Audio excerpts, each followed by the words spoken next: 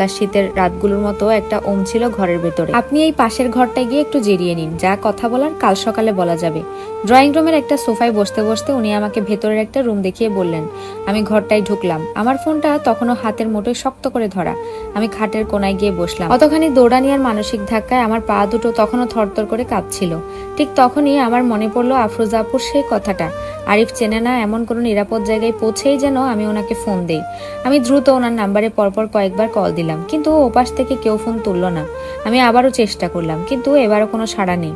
ভাবলাম হয়তো মাঝরাত পার হয়ে গেছে বলে উনি ঘুমিয়ে পড়েছে। সকালে আমার মিসড কল দেখে উনি ব্যাক করবেন, কিন্তু ঠিক তখনই সেই মুহূর্তে আমার ফোনে একটা মেসেজ এসে ঢুকলো। ও জেনে গেছে তুমি কোথায় আছো, এখনই ওখান থেকে পালাও। ভয়ে আমি খাট থেকে এক লাফে উঠে দাঁড়ালাম। আমি জানলার ফাঁক দিয়ে বাইরে তাকালাম এবং শুনতে পেলাম এই বাড়ির সীমানার বাইরে খুব দ্রুত কারো ছুটে যাওয়ার পায়ের আওয়াজ।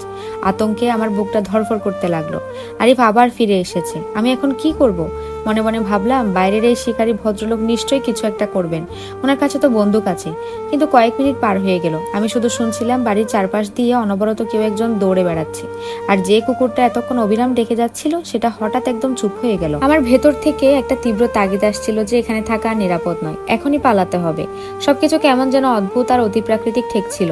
আমি খুব সাবধানে ঘরের দরজাটা একটুখানি খুললাম, আর ঠিক তখনই ড্রয়িং রুমের সোফার দিকে তাকাতেই আমার পুরো শরীর হিম হয়ে গেল। সেই শিকারী ভদ্রলোক সোফায় বসে আছেন, আর ওনার দুই চোখ বেয়ে টপ টপ করে রক্ত ঝরে পড়েছে। ঘরের ভেতরে ওনার আশেপাশে কেউ ছিল না, কিন্তু উনি সোফায় উপরেই নিষ্প্রাণ মৃত অবস্থায় পড়ে আছেন। হঠাৎ করে ড্রয়িং রুমের মেন দরজাটা প্রচন্ড জোরে বাতাসে ধাক্কার মতো খুলে গেল। আমি আর এক সেকেন্ডও দেরি না করে নিজের ঘরের দরজাটা টেনে লক করে দিলাম। ও ভেতরে চলে এসেছে। আমার চোখ দিয়ে টপ টপ করে জল পড়তে লাগলো। আমি ফিসফিসিয়ে বললাম। আমি দ্রুত জানলার কাছে গেলাম এবং ওটা খুলে ফেললাম। জানলাটা বেশ ছোট ছিল, কিন্তু আমি আমার শরীরটাকে কোনো মতে ওটার ভেতর দিয়ে গলিয়ে বের করতে পারছিলাম না। আমি জানলা দিয়ে গলে মাটিতে নেমে খুব সাবধানে পা টিপে টিপে পেছনের দিক দিয়ে পালাচ্ছিলাম। ঠিক তখনই আমার নজর গেল মাটিতে পড়ে থাকা সেই কুকুরটার দিকে। মানুষটার মতোই কুকুরটারও দুটো চোখ কোটর থেকে উপড়ে ফেলা হয়েছে। ওটা নিথর হয়ে রক্তে ভেসে আছে, আর মুখ দিয়ে একটা তীব্র চিৎকার বেরিয়ে আসছিল। আমি নিজের হাত কামড়ে ধরে সেটা থামালাম। এই দৃশ্য দেখার পর আমার মাথার কাজ করছিল না। আমি প্রায় সীমানা প্রাচীরের গেটের কাছাকাছি চলে এসেছি। ঠিক তখনই আমার পেছনের ঘরটার ভেতর থেকে একটা বিকট বন্দুকের আওয়াজ শোনা গেল। বন্দুকের বিকট শব্দ শুনে আমি প্রায় মাটিতে পড়ে যাচ্ছিলাম। এক চরম আতঙ্কে মাথা নিচু করে আমি খুব ধীরে পেছনের দিকে তাকালাম।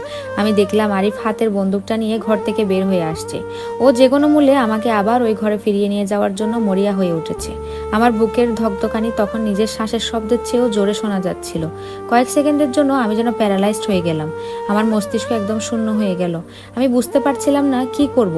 প্রাণ বাঁচাতে দৌড় দেবো নাকি ওখানেই দাঁড়িয়ে থেকে নিজেকে খুনের হাত থেকে বাঁচাবো। ঠিক